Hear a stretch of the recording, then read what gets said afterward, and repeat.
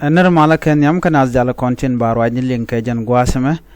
an wal changa jan dangra wide kel ka paingwan ron kina dangra wide jan dangra wide diech bana jome bana jaling ka Nuer online tv channel to kon kelere to go liang ka jan gwasame to kon kelere shop ko diokki ngwan to ko ra jodien telat ko den tama an ler dana bana ling ka kor gwasame to kon ke deini jane tintere wich kan nasser bana video bana jaguch video mane jaga jejen bor chikan las online ba janwa ka yekel ka kwi janen kontin terewi kan nasser to gor ko jen kan ki jen kan wokan ka wulang bana writing tin bana lat gwasame bana right ka kwi murlëë ka mishi kotok bana right ka kwi kuumɛ kirma yadit ano jala do ken chicken kuumɛ SPLM IO chicken kapkur ban rek kwi jejen bore we kan nasser no ken kono nyamre ler kan me mi jiram dedit gorje en o jendere ti dere kan waxane ko ken men ban li ngwada me ken yam la murlëë chala do ken chicken nuäär chicken ka mak ajanda na ban li ngajen gwas men ngai kono no murlëë ka ngane okay ci murlëë nuäär mak kanyirol charoj mo chaja kwen wari wi kanyirol ci murlëë ci gana perekatin dawich katol village dawich tol village den gwada danan mek jabanatin la murlëë chala do ci kan wud mishale jog jek dak ci kan yeri kan bat ci kan nak are gwada dan ci gana maktin ka ci kan wud kel mu wun nuäär ba ci kan moy ka bot wud mishale gadin shol wech lot gadin shol wech lot jaram dan cha moy ko boram dan cha nak wun mishala do shala jog jeg dak ken murlëë ki ne to kontin la kon ga cholle jape ne to kon la gat kon na nanka kan nanka no kon kan kon termu din mishala chala ne jen makorare no janan ci tok so bi shonga jeno ci jabe ci misher no mo ci jelare wech kenyerol kanti man din gwadman ban writing ki kuumɛ SPLM IO take michore lar ka kuumɛ kirma yadit an wala kana pan ano wa kirma yadit ya kor che jangok an tamma murai kona wa cha Johnson lu cha jako be de mudit be janang be SPLM IO headquarter men micho metaka ka deal wa jen gote SPLM IO headquarter enteten wa cha ka kap kor mudira long ci deyni ngwan ci ko wote jel ka torbiyel to ngwan so kuumɛ SPLM IO tama mu logo kor jeno cha toga jandan lero tama ci kuumɛ kirma yadit ci ko kori kana ngok ci kala no eno gwada teje SPLM IO tana ba yig yan majen tama murai kona so mu nyon jen wo kan ji SPLM IO buka gangro din ka jen gwasame mishi jen cha tok SPLM IO ba jada ka kirma yadit anyong man bana ngai kon wer dia SPLM IO shunga la dung nuäär so mite ma tok tin tong jen kan nuäär ka ne kon tin ngwan tin kan nuäär mishi SPLM IO cha jada ngada je no kon dial bo chu kon tok bne brahma chu bet ka beda ko telam bala la long ko jen danan gor janga na mo jen do dana ko la kam nasser ka bo lang ko gor jen obe god yala kon tin bum SPLM IO tin ba ga yigdak ko bi SPLM IO be chu dot ki bu nuäär bu ga chu anna ga loro so SPLM IO jen kan de nin kon nganga kon tin de kon gang jen mu gena tama ko kon to ko gwam tot but kay jen kon nin ti ko tar ga chi SPLM IO jejen bor kan tin kon tin nyen ke kuumɛ SSPDF but SSPDF gor kan SPLM IO jen la kan kula laron tama ne de kon tin jak jejen bor ko balad me ba jalat ki be nyen ke kuumɛ wote SPLM IO ke tetene jen kwal yen Dr. Yang Machar jen yan ke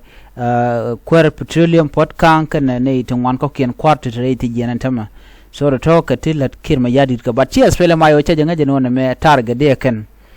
so no mo meditin antama chikan kori kana ngok la deal gote SPLM IO headquarter tin ci chala do chaja kap korso either wala ki run bana maj bana je LinkedIn nyok man biya ngaje no SPLM IO men tie ka panga wa nyen kan ka kuumɛ no won wa kenete konte ci gwada way ka paga sorry ka panga gwa panga tie ka malakal kan kantini nying te diala kon chicken ka kef no shire mangai kon chang na men kum jara no chicken ka jonyok ka janamo cha roj me cha pai la no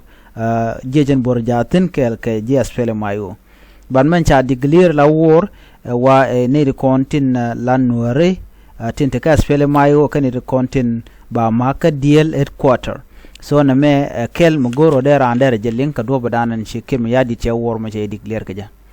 man din gwazman ban right in kuje chen bor chana video me chana je kel so let watch it bana kul right tin and mandan le harode so we have to play this video chana link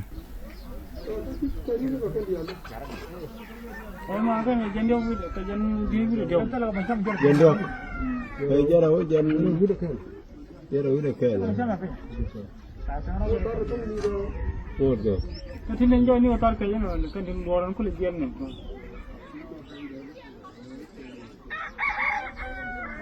ini bisa wo bol ngal kan ni de yo yo sa no go ke le thu ron mu pa je ni wa me da ja tin wono dar the ulang ba aga thi chi do ba ba bi kwa no tan dien dok ki to jara ke jere wir ke gaun dun bu ta ba ma chala ga chap chalo mi do ni jande wir re wono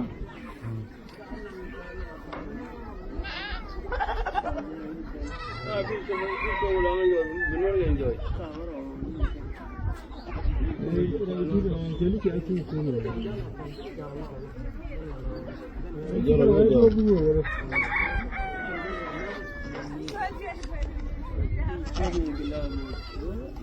yo có thể chọc trà cái mặt kinh này abi na ma be cái tin nào mà mình chỗ này war war nó cái này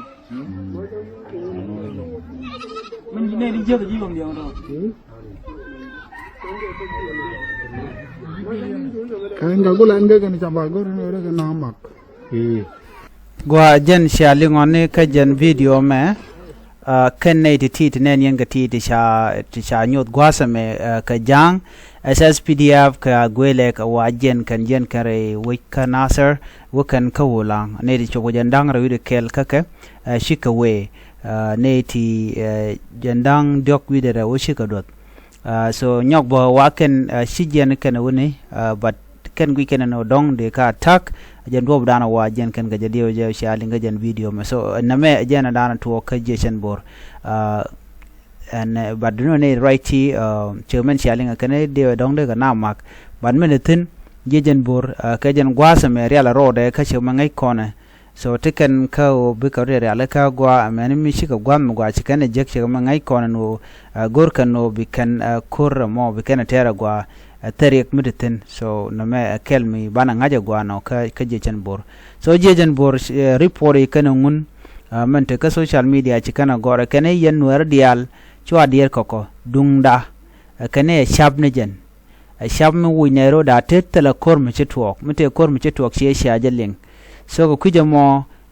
kane bi da bang so lebane men mi shine gwa da na shine ri ala ka je shine konjek chikan we shine gorno te rambuka lokchang dan wo kor mu werum shirgame chalan medan te kor mu chalan medan ko reje to gane kawi yara de te jende che kan te chiro bar chika wo ka bong cha ko lo ga netin kontin la lo nuer chitana chika jien che wo ko lang cha nyo lo ga ne kontin ngwan te ko lang shwa ko nang shwa nang ne ka juba ka kore chude je me chu ben cheng me cha ka lok so nyu de gwan o ken ke enemy ti kwing wa kan de kon te la jang ko chang chi lok ngor ba bo lun jok be benang nyok so jen sia ne no ke example to gor kono bana ke regret reita ka dan ko ngwan ter mi chang chi kon lok nga je gwan o ba ken nyok nong ye a chang chi kan pan ken ba no ngo ba ne ko ken ba ka nong so no mo jen dan tin jen gor no de nga so je jen bor ma se jen o ne na kene shwara dier kene kone tin ngode lene ni nyotun kon lene ka guine ne ka kene kone la jitar men be kene lel kene do badana bana chut ka jagwaten be nyong be ngaj alani to konti la jang kare wich ke wi yara diu jen gwadan ti kene jach no en shilling ti kene lat charo lat no chiga beni ne pan white kene ji kene ganna ka beni re wich but pega nan chalat watmenten kata gaten rajmo agenda na shakwen so kendini content gwasa mo kedina bushok kedina gwele ke SSPDF kanitin content tere which ka nasaran tama ka wi yara diu but in men chala da gwa bichublo dan jen jejen bor kane chwa der kane bene nyon ko mene kari alaka men mi shitam na ben ko bene nyinga ka so janda na gorde nywa yakelen biata kamal bye bye